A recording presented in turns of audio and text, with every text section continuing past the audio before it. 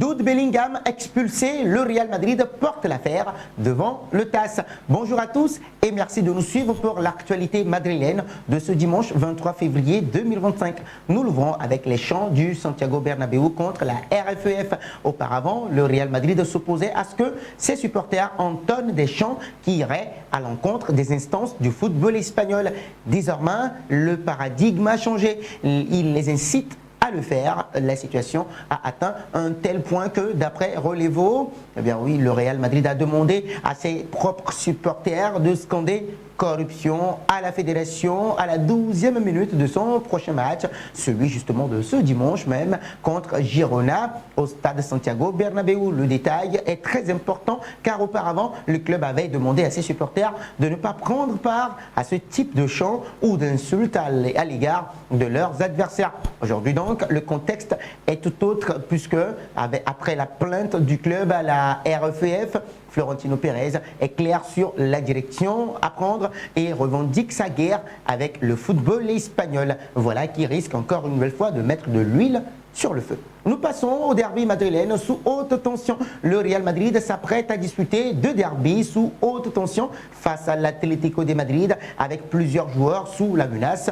de suspension. 5 joueurs risquent de manquer le match retour justement au Wanda Metropolitano si elles reçoivent un carton jaune au Bernabéu. Du côté des Colchoneros, seuls 2 joueurs sont concernés par ce risque. Selon les informations de AS, Antonio Rudiger, Aurélien Tchouaméni, Eduardo Camavinga, réprimandé par Vinicius Junior contre Manchester City après une intervention inutile qui aurait pu lui valoir un avertissement. Luka Modric et Endrick Felipe Moreira de Souza sont sous le coup d'une suspension. En plus des joueurs, Don Carlo Ancelotti lui-même, qui a reçu 2 avertissements en phase de groupe, est sous surveillance. L'accumulation de cartons a déjà conduit à la suspension de Lucas Vazquez et de Vinicius Junior, chacun ayant manqué un match pour ce motif. L'Atlético de Madrid aborde la confrontation dans une situation beaucoup plus confortable. Seuls 2 joueurs risquent de manquer le match retour en cas d'avertissement. Il s'agit de José María Jiménez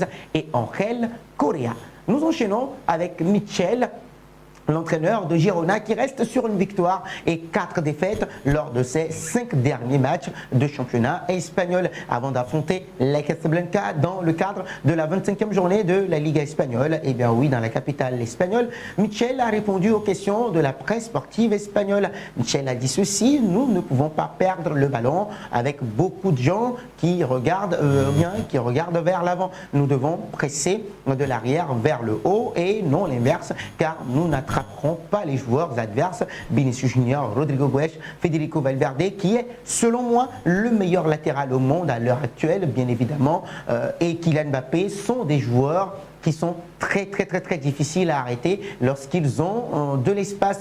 Nous devons chercher à presser de l'arrière, et bien oui, vers l'avant, sinon il sera impossible d'arrêter ces joueurs. Et justement, pour la rencontre Real Madrid-Girona, pour le compte de la 25e journée de la Liga, voici toutes les informations pour suivre ce match.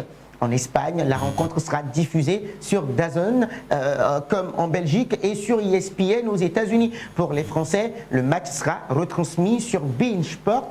Pour nos amis francophones, le match sera disponible sur Blue Sport en Suisse et TSN au Canada. Enfin, Canal Plus Sport Afrique proposera le match dans de nombreux pays du continent. En Afrique du Nord, c'est beIN Sport qui est généralement le diffuseur habituel. Nous terminons les amis avec Jude Bellingham. Selon OK Diario, le Real Madrid va recourir au tribunal administratif du sport TAS contre le carton rouge infligé à Jude Bellingham à Pamplona après que la commission d'appel de la Liga ait rejeté l'appel précédemment déposé par le club de Concha Espina.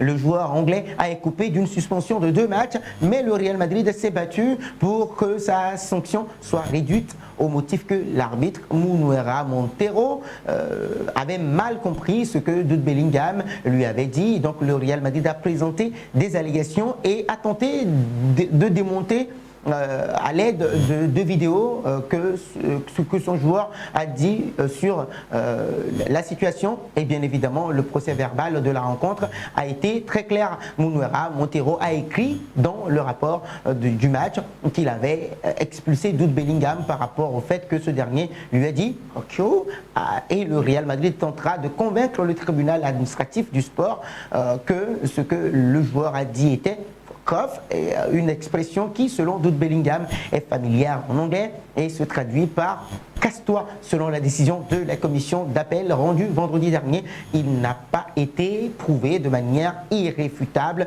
que ce que Jude Bellingham a dit à Munera Montero était cof et non Q. Et donc, ce que le Real Madrid s'est efforcé de prouver, a relevé finalement que récemment, Jimmy Vardy, le joueur de Leicester, a dit à un arbitre sans que ce dernier daigne lui adresser une remontrance.